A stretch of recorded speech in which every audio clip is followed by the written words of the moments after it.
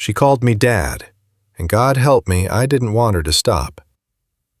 Nora Voss spent 3 years building a life around one secret. Her daughter Lily's father was a man who had paid her to disappear, or so she believed. When a new job forces her into the glass towers of Caldwell Group, a single misspoken word from a 4-year-old tears open everything she thought she knew. Ethan Caldwell, CEO, architect of controlled silences, does not correct the child. What follows is not a love story built on grand gestures. It is built on a paper trail, a contract signed under false pretenses, and 2 people slowly discovering that the story they each survived was never the whole truth. Chapter 1. The wrong word for the right person. The elevator was made of glass, which Nora had not anticipated, and she decided immediately that she hated it. 32 floors of open air on 3 sides, the Chicago skyline pressing in like something that wanted to be noticed, and Lily standing with her nose flat against the panel, breathing fog onto the surface with the focused enthusiasm of a scientist conducting an important experiment. "Lily, come stand next to me." "I can see all the cars, Mama. They look like bugs." "They are not bugs.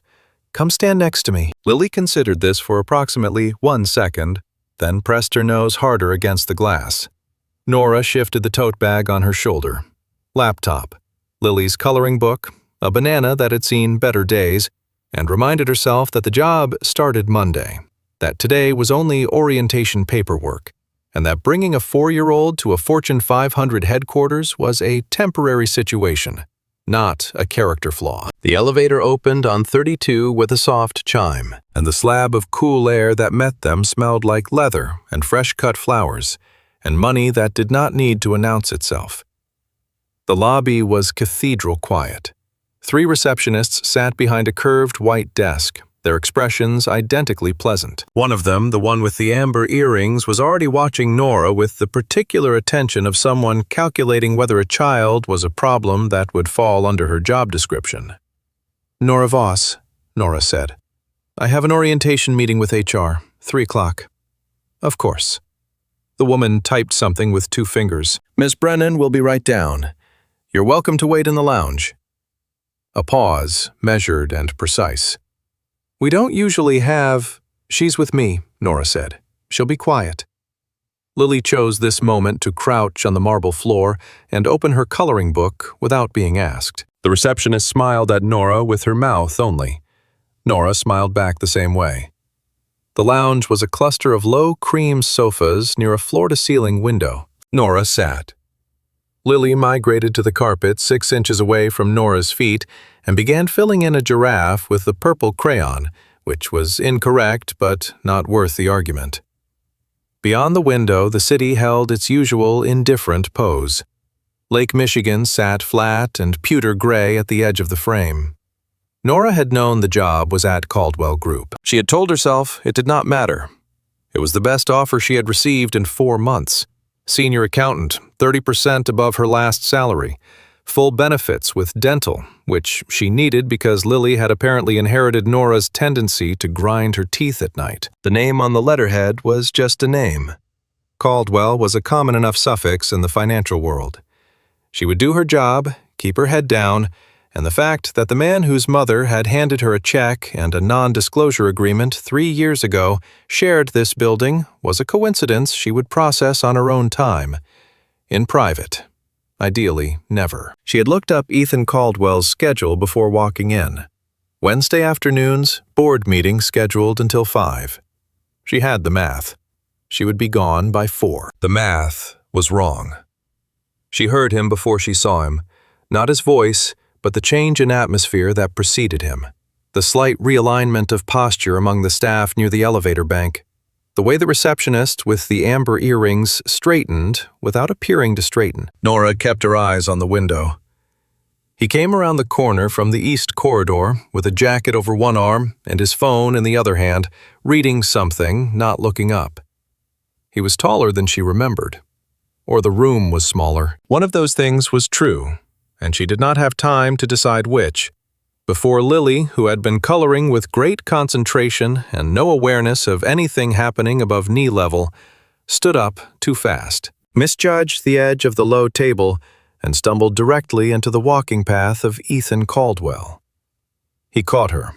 It was reflexive, one arm dropping from jacket to child in the span of a single breath, steadying her by the shoulders before she could hit the floor. Lily looked up at him from approximately 3 feet below eye level, clutching her purple crayon. Her expression was not frightened. It was the expression of someone assessing a new piece of information. "Thank you, Dad," she said. The lobby went quiet in a way it had not been before, which was impressive given that it had already been nearly silent. The receptionist with the amber earrings stopped typing. The man next to Ethan, his assistant, she would later learn, a careful young man named Marcus, looked at his shoes. Ethan Caldwell did not correct her. He held very still for a moment, the way a person holds still when something unexpected passes through them, and they need a second to locate themselves afterward. Then slowly he set Lily back on her feet. He looked at her. She looked at him.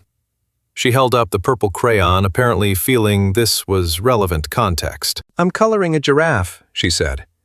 "Is it purple?" he asked. "Yes." "Good choice," he said, and his voice was even the same controlled register Nora remembered from a different version of her life. And she was on her feet now, tote bag in hand, heart doing something loud and inconvenient behind her ribs. "I'm so sorry." She crossed the distance in 4 steps, put her hand on Lily's shoulder, felt the warmth of her daughter's small frame like an anchor. She wasn't watching where she was going. "Lily, what do we say?" "Sorry for bumping you," Lily said, untroubled. Then to Ethan, "You're very tall." "I've been told," he said. Nora looked up at him because she had no choice. He was looking at her. She had thought in the worst versions of the moments she had spent dreading this, that seeing him again would feel like a verdict being read aloud. Instead, it felt like standing in a room where the temperature had changed without explanation. Not cold, not warm, just different from what she had prepared for. "Miss Voss," he said. Not a question. He had been reading her file, she realized. Of course he had. "Mr. Caldwell," she said. Her voice did what she needed it to do. She was proud of it.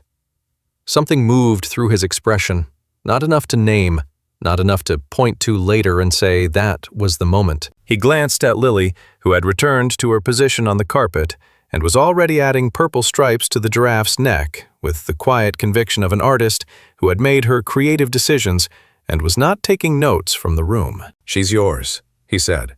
Again, not a question. "Yes." He held her gaze for 1 beat longer than necessary.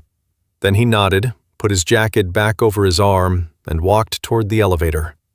Marcus followed, tablet in hand. At the elevator door, without turning around, Ethan said something quiet to Marcus that she couldn't hear. Marcus typed something. The doors closed. Nora stood in the lobby of Caldwell Group on a Wednesday afternoon in October and breathed through her nose and did not move until she was certain her hands had stopped shaking. At the far end of the 32nd floor, past the frosted glass partition that separated the executive suite from the rest of the floor, a woman in a charcoal blazer stood at the window with a phone pressed to her ear. She had seen everything. She had said nothing. She did not look surprised. Margaret Caldwell ended her call, turned from the window, and walked back to her desk. She opened the second drawer, not the first, never the first, and looked at a manila folder she had not opened in 3 years. She did not open it now. She simply confirmed it was still there, then closed the drawer and smoothed the front of her blazer and went back to work. HR orientation ran 45 minutes. Nora answered every question correctly. Lily ate the banana and finished the giraffe and fell asleep on the cream sofa with her coloring book open on her chest. And when they left at 4:10, the lobby was empty, and the elevator glass on 3 sides, city pressing in, carried them down without incident. In the elevator, Lily opened her eyes and said without preamble, "That man smells like coffee and outside." "Does he?" Nora said. "I like him," Lily said, and closed her eyes again. Nora watched the city rise around them as they descended and said nothing, because what she would have said was, "So did I." That was the problem. Chapter 2. Proximity is its own kind of danger. The offer arrived in her email at 7:43 Thursday morning, while Lily was eating cereal and explaining to her stuffed rabbit why purple was a better color than yellow. The subject line read, "Project Assignment, Internal Audit, Caldwell Trust Holdings." Nora read it 3 times before she understood it was not a scheduling error. She had been hired for general accounts.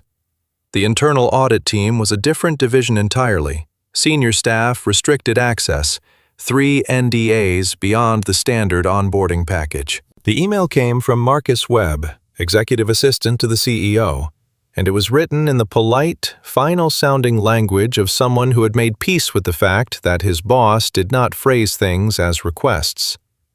Mr. Caldwell would like to extend your initial role to include a limited review of Trust Holdings expenditures for Q3 and Q4. Your start date remains Monday. Badge access for the restricted floor will be issued at orientation. Please confirm receipt.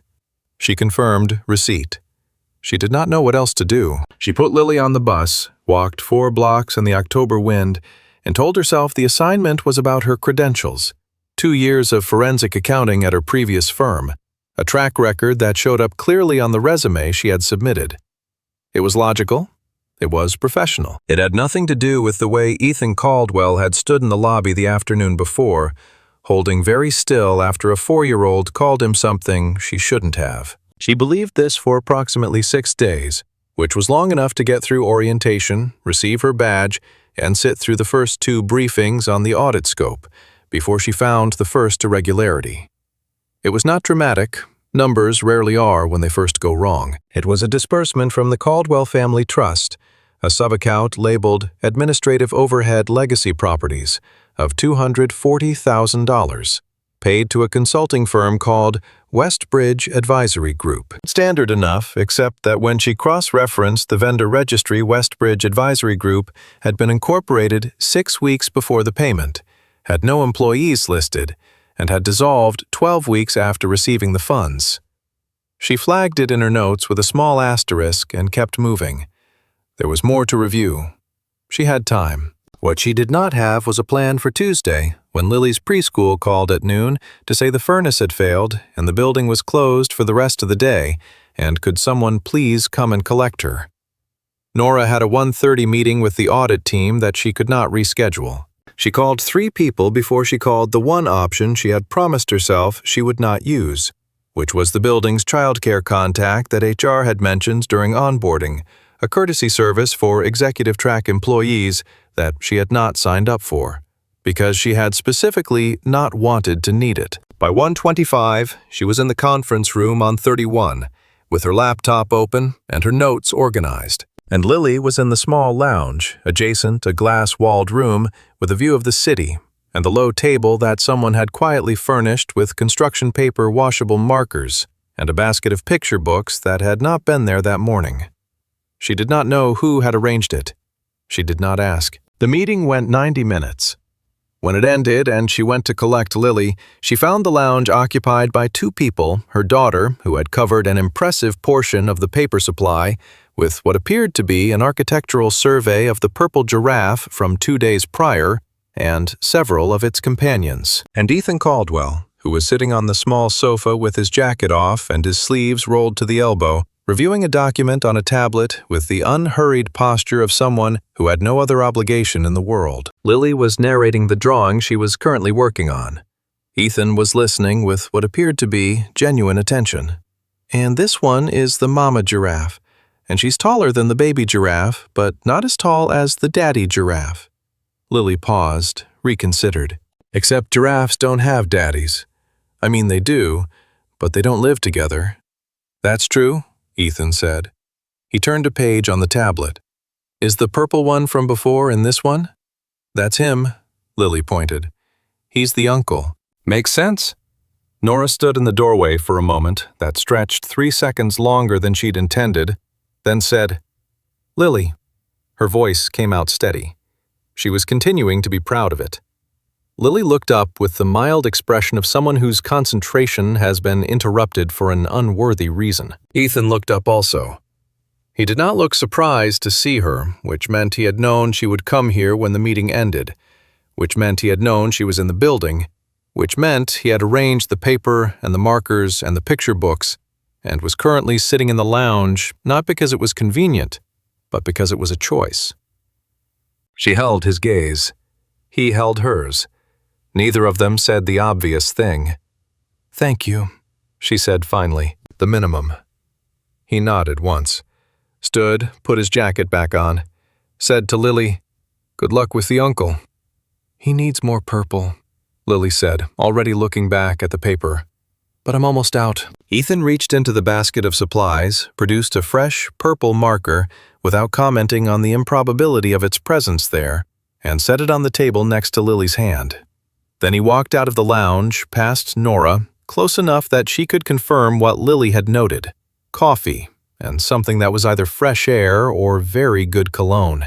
And she heard his footsteps continue down the corridor, and did not turn around. On the paper in front of Lily, the family of giraffes grew steadily larger. The daddy giraffe, not called that, renamed Uncle, given a small crown, was the tallest. Nora gathered the tote bag and did not look at the drawing too carefully because she was not ready for what she saw in it. 2 days later, she received a text from a number she did not recognize. It came at 11 p.m. after Lily was asleep, while Nora was at the kitchen table going over her audit notes. The message was brief and typed with the particular carefulness of someone trying to sound casual about something that was not casual. "My name is Carol Simmons. I worked for Margaret Caldwell for 11 years. I left 8 months ago. There are things you need to know about what happened 3 years ago, before it's too late to matter. Please, don't delete this." Nora sat with the phone in her hand for a long time. She did not delete it. She turned off the kitchen light and went to stand in the doorway of Lily's room, watching the rise and fall of her daughter's sleep in the dark. And she thought about all the things she had decided not to need to know, and whether deciding not to need something was the same as being safe from it. She thought about Ethan sitting on a small sofa with his tablet, listening to a 4-year-old explain the social dynamics of a purple giraffe family. She did not text Carol Simmons back that night, but she saved the number. At the other end of the city, in a penthouse on the North Shore that she had purchased with funds from the trust that no one had scrutinized until now, Margaret Caldwell sat across from her personal attorney and said in the quiet, reasonable tone she used for the most serious conversations, "I need to know exactly what Carol Simmons has access to." Her attorney typed something. Margaret looked out at the lake. The water was black and flat under a November sky, and it gave nothing back. Chapter 3. What Silence Costs. Carol Simmons agreed to meet at a coffee shop in Lincoln Square on a Saturday morning when Lily was at her friend Maya's birthday party. Nora arrived first, chose a table against the wall with sight lines to both exits, and told herself this was normal behavior and not evidence that she had become a different kind of person than the one she used to be. Carol was 63, small, with the precise posture of someone who had spent decades in service of people who required things to look correct. She sat down, ordered nothing, and placed a manila envelope on the table between them, with the efficiency of someone completing a task they had rehearsed. "I'm not supposed to have this," Carol said. "I made a copy the day I submitted my resignation, because I didn't know who else would." Inside the envelope was a document Nora recognized. She recognized the letterhead. She recognized the date, April 14th, 3 years ago, a Tuesday, which she remembered because it had been raining, and she had not brought an umbrella. And she had signed the papers standing at a hotel lobby desk dripping on the marble. She recognized her own signature at the bottom, slightly uneven, the handwriting of someone whose hand was not entirely steady. What she did not recognize, what she had never read, because she had been 26 years old and alone, and someone had handed her a pen and told her this was the standard form, and she had believed it, because she had needed to believe something, was the 4-page addendum attached to the back. She read it twice. Then she set it down on the table and looked at the window and watched a woman outside trying to fold a stroller in the wind. The addendum did not just require her silence about her relationship with Ethan Caldwell. It required her silence about any financial irregularities she might observe relating to Caldwell Group, Caldwell Trust Holdings, or any affiliated entity. It extended her confidentiality obligation to cover any information she might, knowingly or unknowingly, acquire about the Caldwell family's business interests. It was, she understood now, not an NDA about a personal relationship.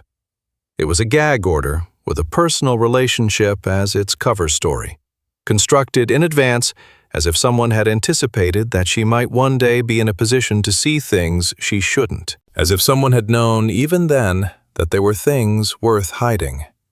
She had it drawn up before she came to you, Carol said quietly. I typed the first draft. I didn't understand what it was for at the time. I thought it was a standard separation agreement. She paused. I understand now.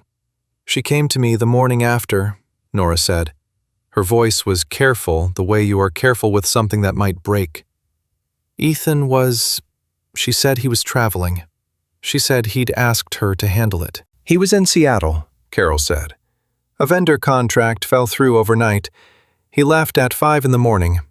He didn't know she'd gone to you.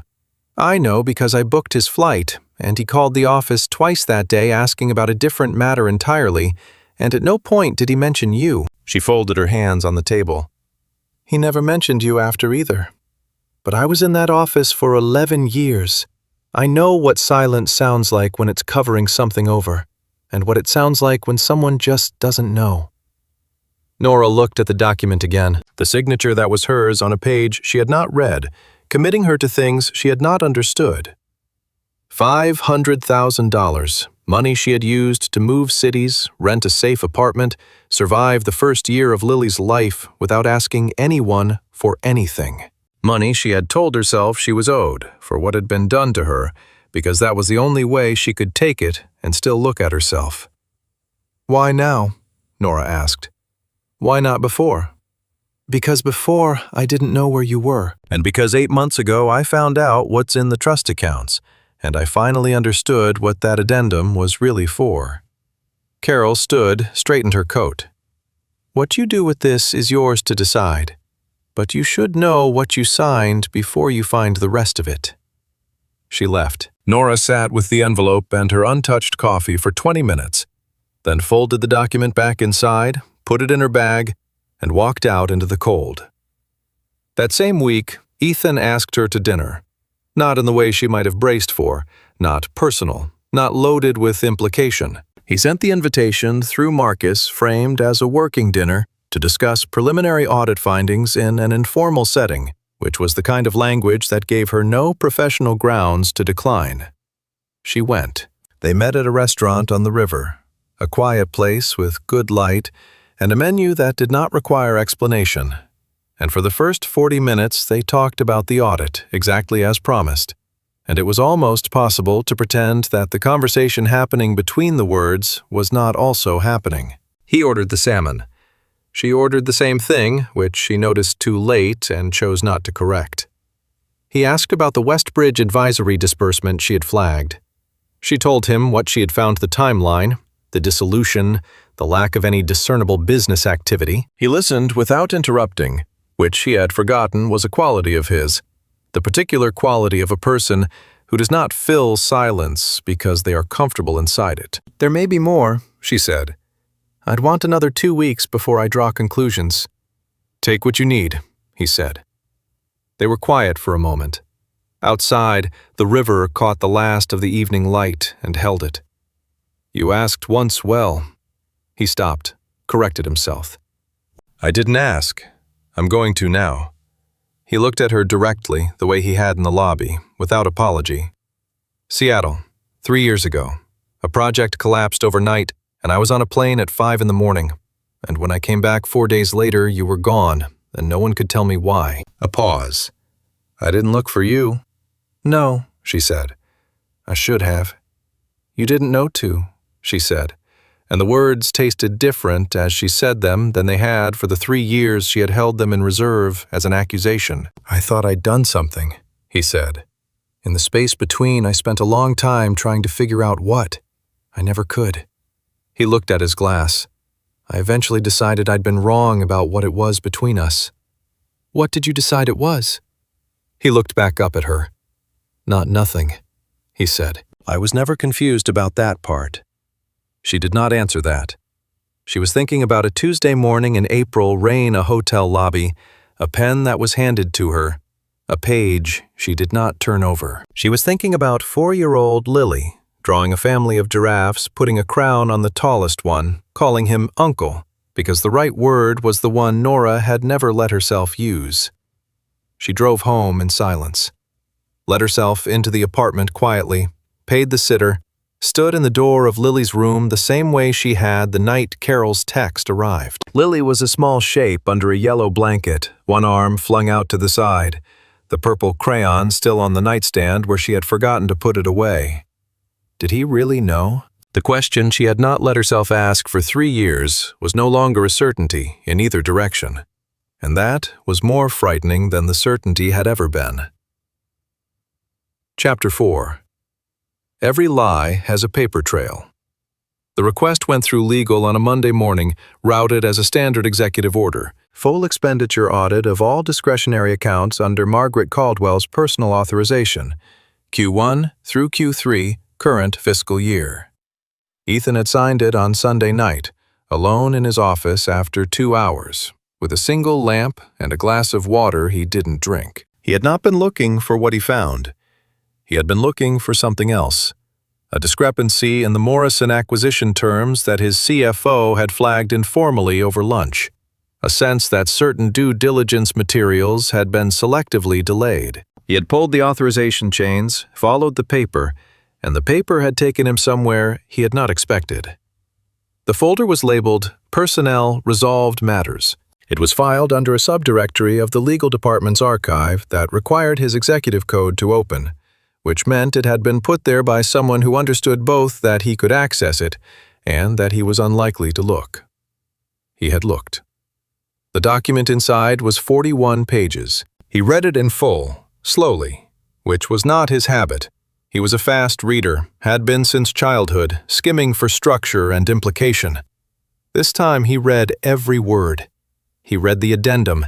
He read the payment authorization in Margaret's handwriting on the attached memo. He read the date, April 14th, 3 years ago, a Tuesday, and he located himself in time, placed himself on a flight to Seattle at 5 in the morning in a window seat, reading acquisition briefs.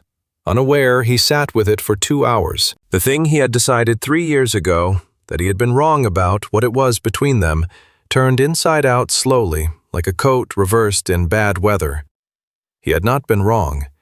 She had not left. She had been removed by someone who had calculated that removal was tidier than the alternative, who had done it while he was in the air and unreachable, and who had been sitting 30 feet from his office for 3 years managing the family trust, organizing his schedule for holiday events, asking after his health. At 4 o'clock, he called Marcus. Asked Nora Voss to come up. She came in 10 minutes later, still in her coat, which meant she had come from outside, or from the audit floor where they kept it cold. She stopped when she saw his face. He had not arranged his expression into anything in particular, which was unusual. He was good at arrangement. He was not, at this moment, good at it. "Sit down," he said. She sat. He placed the document on the desk between them. She looked at it. He watched her recognize it. The moment was small and definite, a slight stiffening along the line of her shoulders, a single breath held. She did not pick it up. "I need to ask you one question," he said, "and I need you to answer it straight." She looked up at him. Her eyes were the same color they had always been, a specific gray-green that he had thought about in the year after she disappeared, more than he had ever told anyone, more than he had admitted to himself while he was doing it. They were steady now. She was bracing. "Did she come to you alone?" he said. "Or did I send her?" The silence lasted 4 seconds. He counted. "She said you sent her," Nora said, Her voice was flat and careful. I believed her. Did you? Not a challenge, a genuine question about the arithmetic of it, what she had been given to work with, whether it had added up correctly. I was 26, she said. I was alone. She had a check and a contract, and she knew your name and her schedule and what you'd said to me the night before. And she was very calm about it. A pause. Calm people with correct details are convincing. She knew what I'd said to you, he said. Yes. He sat back, looked at the window. The city outside was doing what it always did, moving, indifferent, unaware that anything in this particular office had shifted. I'm going to ask you something else, he said. And you don't have to answer today. Ask it. He looked at her. Lily, he said. Just the name. One word, a question, and a statement at once. Nora's expression did not change, but her hands, which had been flat on the table, closed into each other. She held his gaze for a long time, and in that time he saw her make a decision, then unmake it, then begin to make another. Not today, she said quietly, but not never. It was enough, more than he had expected to get. He nodded once and turned back to the document because they both needed somewhere to put their eyes. He initiated the suspension of Margaret's financial authorization that afternoon through the CFO, framed as a standard compliance hold pending audit review. It was precise and procedurally correct, and it landed inside the company like a stone dropped in still water. By 5 o'clock, the rings had spread. The CFO's assistant, the legal team, 2 board members who had standing Friday calls with Margaret. By 6, a financial journalist had left a message for the communications department. The stock moved 12 minutes after the market digested a rumor. Nothing confirmed, nothing sourced, but the market was not in the habit of waiting for confirmation. Caldwell Group dropped 2.25 points before trading closed. His phone showed 3 missed calls from Margaret. He did not return them. At 7:48, a text arrived. He read it standing at the window, jacket off, city dark outside. You found something you don't fully understand yet. Before you take another step, consider what you're risking. The Morrison deal is fragile. The board is watching. And the girl, Lily. If you make this public, you won't be able to control what happens to her or her mother. I can protect them. You cannot. Not the way you're moving. Think carefully before midnight. He read it twice, put the phone face down on the desk. The implication was clear enough. She knew about Lily. Had known, presumably for 3 years. Had been holding it as a weight, the way a person keeps a stone in their pocket. Not throwing it, just feeling it there, knowing they could. He was still at the window at 10 o'clock, thinking about a 4-year-old who had looked up at him in a glass elevator lobby, decided something in approximately 2 seconds, and said thank you. Dad with the absolute uncomplicated confidence of someone who had simply identified what was in front of her and named it. She had been wrong about the facts. He was increasingly certain she had not been wrong about the thing itself. His phone screen lit up again. A different number this time, Nora's. One message. I know what her text said. I was served a cease and desist an hour ago by her attorney. Breach of contract. I need you to know I didn't go looking for this. I found it doing my job. He typed back, I know. Don't respond to the attorney tonight. Don't do anything tonight. I'll call you in the morning. A pause. Then Ethan. He waited. She knew about Lily the whole time. He had already understood this, but reading it in her handwriting, in the flat, unsentimental way she had typed it, the way Nora did things when she was trying very hard not to feel them, landed differently than understanding it alone had. Yes, he typed. I know. He put the phone in his pocket, looked at the city for 1 more minute, then went to find Marcus and start making phone calls. Not to Margaret, not to the board. To the 2 independent members he trusted who would meet in the morning because what happened next needed to happen in daylight, in a room with witnesses, and it needed to happen on his terms before anyone else set the terms for him. Outside somewhere on the North Shore, Margaret Caldwell read his non-response and opened the second drawer of her desk, took out the folder, and opened it for the first time in 3 years. The folder was still there. She had always known it would be. Chapter 5. The name she gave him first. The board met at 8 in the morning in the main conference room on 32, not the executive suite, the main room, the one with the long table and the windows that faced east into the early light. Ethan had chosen it deliberately. The executive suite was Margaret's domain, by habit and long practice. The main conference room was neutral ground, which meant it was for today's purposes, his. She arrived at 7:58, which was characteristic, never early enough to look eager, never late enough to look uncertain. She was in navy, her hair arranged as it always was, her expression at the controlled diplomatic temperature she had maintained through 3 recessions, 2 proxy fights, and 1 hostile bid that had ultimately collapsed under its own weight. She was good at this. She had been good at it for 40 years.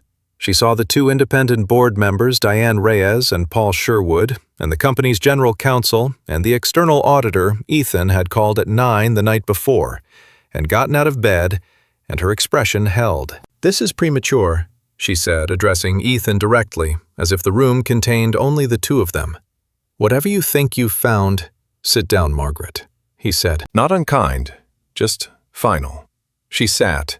He placed 3 documents on the table: the original NDA, the addendum, and a preliminary summary from the external auditor showing 7 disbursements from the trust to entities that shared the same structural profile as Westbridge Advisory: incorporated briefly, paid promptly, dissolved cleanly. 3 years of it totaling approximately $4.3 million in payments that existed on paper and nowhere else. The room was quiet while the board members read. Margaret did not read along. She was watching Ethan, which was what she did when she was recalculating. He had seen it his whole life, that particular quality of attention she gave people when they had surprised her, and she needed to understand where she had gone wrong in her modeling of them. He had spent most of his childhood trying to be legible enough to her that she wouldn't need to recalibrate. He had spent most of his adulthood not noticing that he was still doing it. "The NDA," Diane Reyes said, looking up from the 3rd page of the addendum. "This was executed against a former employee." "Against a private individual?" Ethan said. "Under a fraudulent representation that I had authorized it. I had not." He kept his voice at board meeting temperature. "The addendum's scope was intentionally written to suppress potential financial disclosure. An employee who had access to trust account records would have been bound under this agreement to stay silent about irregularities she discovered under threat of breach of contract action." He paused. "We received exactly such a breach of contract act notice from Margaret's personal attorney yesterday evening." "That notice was procedurally sound," Margaret said. Her voice was composed. She was still recalculating. The agreement she signed was valid. If she reviewed confidential financial materials and disclosed, she disclosed within the scope of a formal internal audit, the general counsel said. He had been briefed thoroughly at 6 in the morning and had a yellow sticky note on his copy of the addendum that read simply, "This won't hold." The addendum cannot supersede her professional obligations in an authorized audit function. We have significant exposure if we pursue it. Margaret looked at the general counsel. He did not look away. "The Morrison deal," she said. A pivot, clean, quick. She turned to Paul Sherwood, who had the most Morrison exposure on the board. "The timing of this releasing this internally, letting it reach the press, will destroy 6 months of negotiation." "You know that." "The Morrison deal has a 60-day exclusivity window," Ethan said. "We have time to manage it. What we don't have time to manage is a $4.3 million discrepancy in the trust accounts when the annual disclosure is due in 6 weeks. You're framing this as an oversight." "No," he said, and something in his voice changed then. Not louder, not harder, just less managed than it had been, less arranged. "I'm not framing it as an oversight. I'm naming what it is, which is a pattern of financial misconduct combined with a deliberate effort to silence someone who might have seen it." He looked at her directly, the way he had not allowed himself to look at her in this context before. Not as a board matter, not as a legal matter, but as the plain, unlayered thing it was. You came to her alone. You told her I had sent you. You gave her a check and a contract, and she was 26, and she believed you. Something shifted in Margaret's composure. Not broke, she was too practiced for that, but shifted. A pressure change like weather moving through. I protected this family, she said. The first sentence that sounded like a sentence she had rehearsed, which meant it was a sentence she had always known she might need. From what? He asked. She did not answer. From what, Margaret? He said again, and the question was genuine, which may have been the most disorienting thing she had encountered in the room. Diane Reyes set down her copy of the document. I'd like to call for a formal motion to place the trust accounts under independent oversight pending a full forensic audit. She said it with the flat efficiency of someone who had reached the end of deliberation. Paul Sherwood said, seconded. Margaret, Diane said. Margaret Caldwell looked at the room. The general counsel. The auditor. Paul Sherwood, who had known her for 18 years and was not meeting her eyes. She looked at the document on the table, her handwriting on, the memo, the date, the amount, the signature that was Nora's and not Nora's. I won't oppose the motion, she said. It was not a surrender. It was a chess move, controlling the form of the loss so that she could manage what came after. Ethan recognized it. He had learned it from her. The breach of contract notice against Ms. Voss will be withdrawn today, he said. That's not a request. Margaret said nothing, which was from her agreement. The motion passed. The meeting ended at 10:40. Ethan stood in the hallway after letting the sound of the building come back around him. Phones, the distant elevator, someone's conversation fading around a corner. And Marcus appeared at his elbow with a coffee that he took without comment. She's asking to speak with you privately, Marcus said. Margaret. Later, Ethan said. The Morrison contacts are calling. After lunch. Marcus noted this in his tablet without inflection. He was good at his job. Ethan went down to the audit floor at 11. Nora was at her desk, headphones around her neck, a spreadsheet open that she was not currently looking at. She looked up when he came in, and the question on her face was clear enough that he answered it before she asked. Motion passed. Independent oversight. The breach notice is being withdrawn. She let out a breath, slow, careful, the breath of someone who had been holding something for longer than the last 12 hours. Thank you, she said. Don't, he said. This was overdue. She looked at him. He looked at her. Around them, 3 other people at 3 other desks were performing the elaborate labor of appearing not to listen. I need to tell you something, she said. I was going to, last night. I was going to call, but then the notice came and She stopped. Tried again. Not here. No, he agreed. Not here. They agreed on 7 o'clock. He had 4 hours of calls ahead of him. She had a daughter to collect from school. Lily opened the door. She was wearing 1 purple sock and 1 yellow sock, which was either a statement or an accident.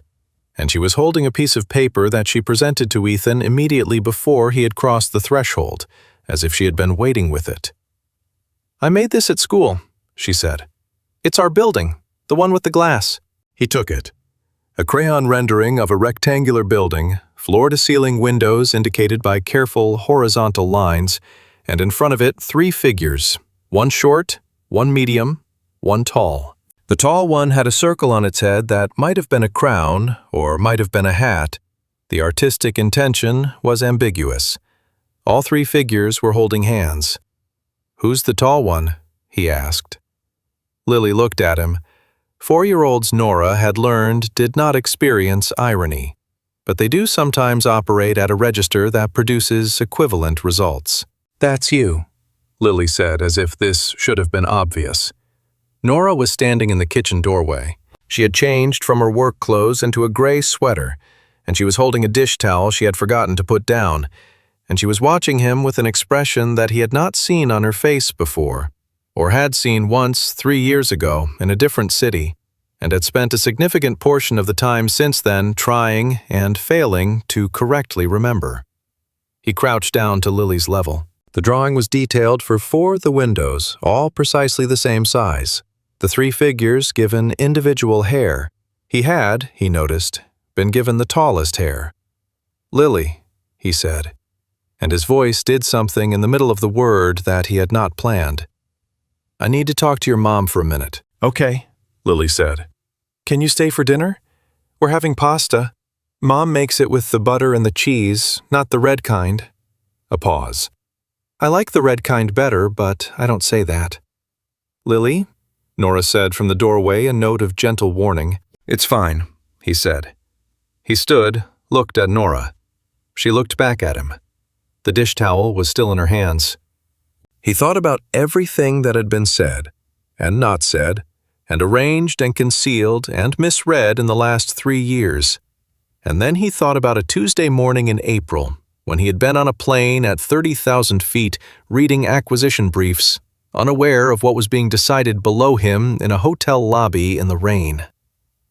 "Tell me," he said. Just that. An opening, not a pressure. She told him. She said it in pieces the morning Margaret came, the rain, the hotel desk, the pen, the addendum she hadn't read, the money she had used to survive the last months of a pregnancy no one else knew about, and then to move cities and start over with a newborn.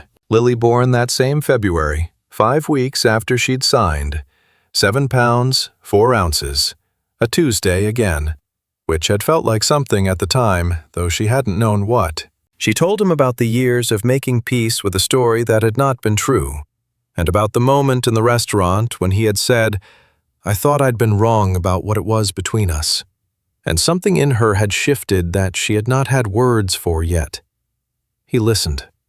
He did not interrupt. When she finished, the kitchen was very quiet. "I'm not leaving," he said. It was not a declaration. It was not a grand statement with its architecture showing. It was a specific sentence about a specific choice, spoken plainly, which was the only register in which she would have been able to receive it. She looked at him for a long time. Then she put the dish towel on the counter.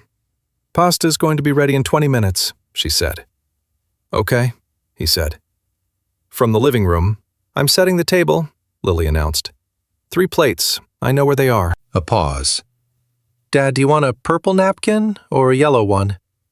The word landed in the room the way it had in the lobby, not wrongly, not rightly, just as the thing it was, offered without hesitation by someone for whom the facts were already settled, and had been since a glass elevator on a Wednesday afternoon in October, when she had looked up at a very tall man and simply identified what was in front of her. Nora made a sound that was not quite a laugh and not quite anything else. She turned to the stove.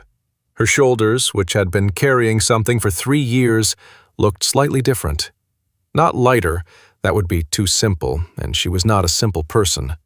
Just redistributed, like weight that has found its right balance finally after a long time of being held in the wrong places. Ethan looked through the doorway at Lily, who was at the dining table, tongue between her teeth, centering a plate with great care. "Purple," he called back. "Good choice," she said, which was what he had said to her 3 weeks ago about the giraffe, and he understood that she had remembered it and was returning it to him, which is what 4-year-olds do with things they decide to keep. He went to help set the table. Lily handed him a napkin that was, in fact, purple. She showed him where the forks went. He listened carefully and put them where she said. Outside, the city held its usual indifferent pose. The lake was dark and flat at the edge of the November sky. Inside, pasta was boiling, and there were 3 plates on the table, and Lily was explaining that the purple giraffe from the coloring book had been promoted and was now in charge of the whole herd, which was a development that no one had seen coming, but which made, upon reflection, complete sense. Nora stood at the stove and did not eat alone.